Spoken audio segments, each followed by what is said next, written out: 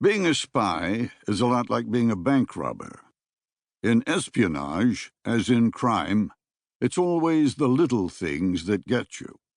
You can plan for an entire operation, allowing for one contingency after another, foreseeing when and where things might go wrong. But you inevitably miss the little things. A drop of sweat on a doorknob. Drywall shavings left behind after the installation of a bug. A nick from a tension wrench and the brass plate of a lock. Small things with huge impacts. In this case, the little thing happened before Aaron Bergman had even left Israel, when a travel voucher routed through Mossad headquarters included a man who had been specifically excluded from the mission read-on, for a specific reason. And that little thing would prove devastating for Aaron and his neophyte apprentice. Casually tapping the tablet in front of him, Aaron said, "Alex, turn just a tad bit to the right. I'm missing the man on the left." Across the table from him, Alexandra Levy shifted slightly, her face aglow. She said, "This is so exciting, straight out of a James Bond movie." He chuckled, then said, "Right there. Good." He hit record on the tablet. Alex stiffened a little bit, as if she were posing for a photographer, holding her angle. She whispered, "That thing will really read their lips? Tell us what they're saying?" Aaron said, "Yep, if you can keep the camera on them. But don't look so rigid. Relax a little. I'll tell you if it shifts off." Aaron continued manipulating a piece of software in his tablet, something that was highly classified and usually reserved for active Mossad agents. A simple button camera in Alexandra's blouse was tied by Bluetooth to his tablet and seemed to be out of a 007 movie, but in truth, both were commercially available to anyone who wanted them. The secret was the software churning through what the camera sent it. Artificial intelligence for facial recognition had grown by leaps and bounds in recent years, and the Mossad had taken that in a different direction, focusing on the spoken word. They'd replicated the human act of lip reading in the cyber world, designing a software suite that could decipher what was being said without hearing sound. Alex relaxed her body a bit, contrition floating across her face. "Sorry, this isn't my expertise. You should be doing the camera work." He laid the tablet on the table and took a sip of beer, saying, "You're doing fine. This beats working in the diamond exchange, right? Keep up the talent, and I might recruit you for my firm." She grinned and said, No, this is enough excitement. I enjoy being able to help.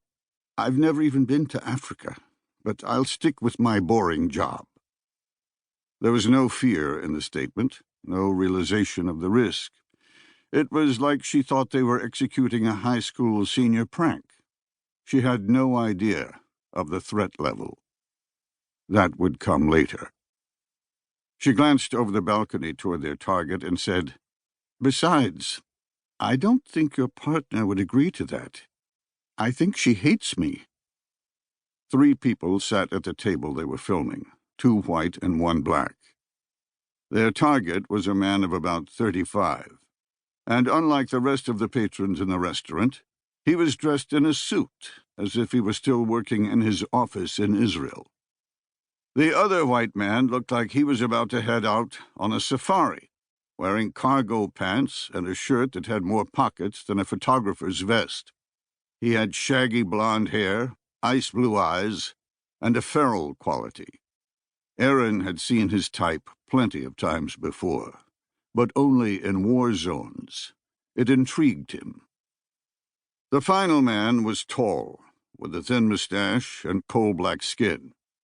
He was dressed like a local, but didn't act like one. Ramrod straight, he showed not a whit of humor. Had they held the meeting at a cafe in downtown Johannesburg, where the target was staying, they would have attracted attention by their very disparate appearances, but they didn't here. Which explained why Aaron's target had chosen this restaurant. The one thing remaining was to find out why the meeting was occurring.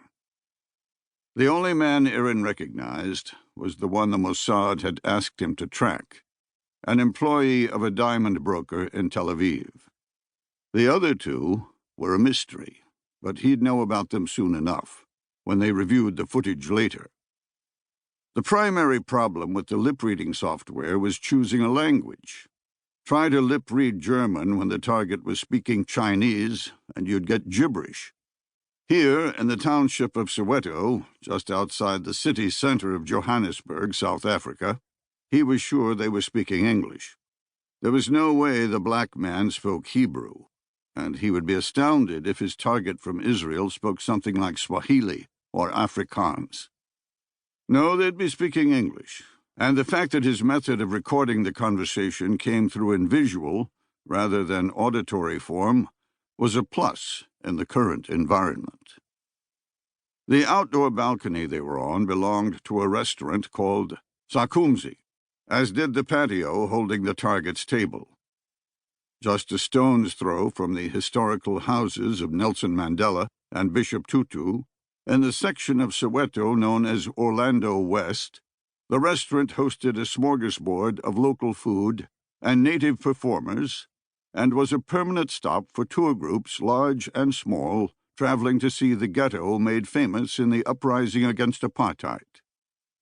Because of it, there was a constant drumbeat of laughter and clapping, something that had no effect on the lip-reading software, as long as Aaron could keep a line of sight with whoever was talking.